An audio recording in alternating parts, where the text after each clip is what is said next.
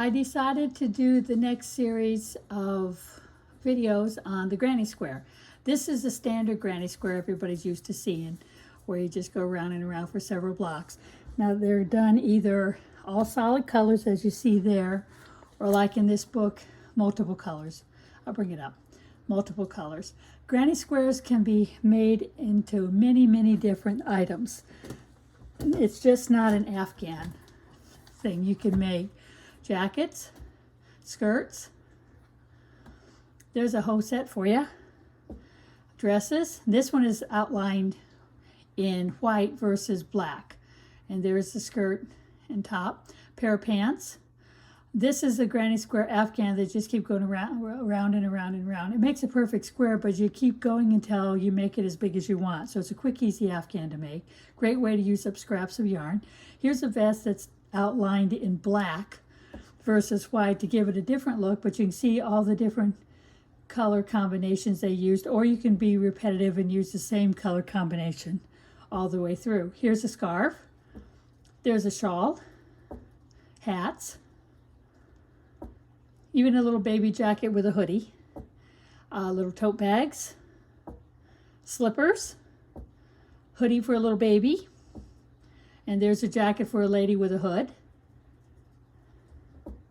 Or you can make it into a doily by using crochet cotton instead of yarn, or do it with a sport lace weight yarn and make a nice lacy doily that way.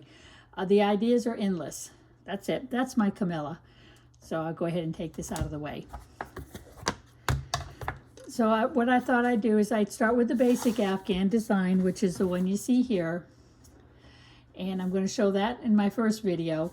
And then I've got this book that has, oh, I don't even know how many different granny square designs in it. But I'm going to start doing some of these designs. And if you see something you think is neat, let me know and I'll try to reproduce it. I just wanted to do something different.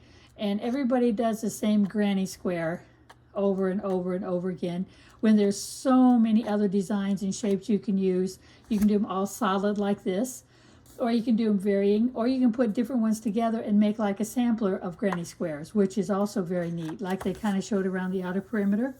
If you made a granny square Afghan using all these, it would be a lot more enjoyable to make. And it would go probably faster because each square would be done differently, and it give you some excitement as to which one you want to do next. That I thought was cute.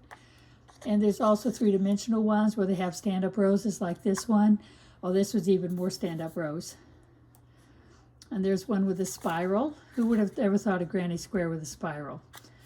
I got this book years ago, and I've made a couple of them out of it, but I haven't made a lot. But I just thought I'd show you where I'm going to get some of my patterns from. I'll show you the front of the book. Oh, there's a corner, because sometimes you need to be able to make a corner. And open lacy ones. And this shows you how to sew it together. But there's multiple ways. This is what it's called, Granny Square Book, 2nd edition from Margaret Hubert. You could go on Amazon, it might still be available. I didn't even look to see when this book was actually published. Should say something in here about when it was published. Of course, now that I'm looking for it, I can't find it. But I've had it for probably about 5 years. Oh, 2017 was the last reproduction of this book. So it still should be out there and easy to get. I don't know what the price was. Nope, there's no price on the back of the book either. Oh, yeah. Let's see, US was $25. That's not bad for this many.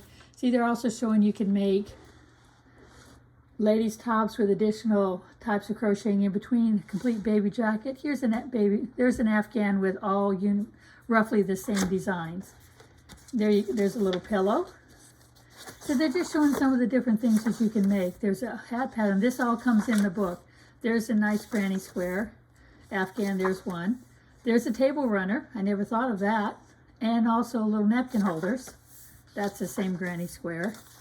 Oh, there's that little baby jacket. I'm thinking I'm going to make that for my shop. That's going to be great. There you go. That's clever. I like that. That's sharp. I can make that for my daughter. Tote bags, scarves. Oh, look at that one. Multiple little granny squares along with big ones. So there's a lot of variety as to what you can do with a granny square. There's that top. It's done with open lattice work where you crochet like a double, chain one, double, chain one, double all the way across. There's another type where you just have the granny square in the sleeve and the item itself is solid in color.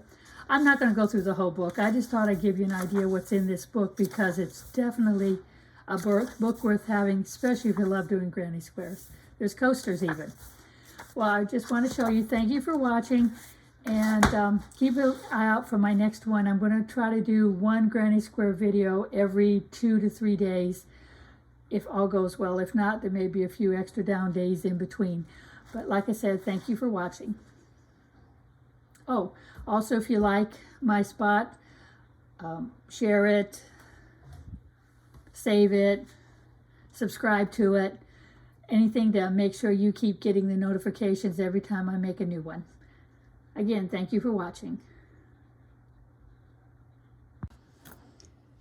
One thing I forgot to mention in the beginning was, as you can see, the lady who did this, when she did the blue on blue, she was able to use roughly the same color blue and it looked nice. But when she switched to the other colors, the blue is outstanding and you can see it, whether it's a blue on beige or beige on orange. You definitely do not want this if you can avoid it. That's why when I do my granny squares, I try to make all the outside ones the same color. So when I get ready to seam it, it's all seamed in the same color, which gives it a nice finished look.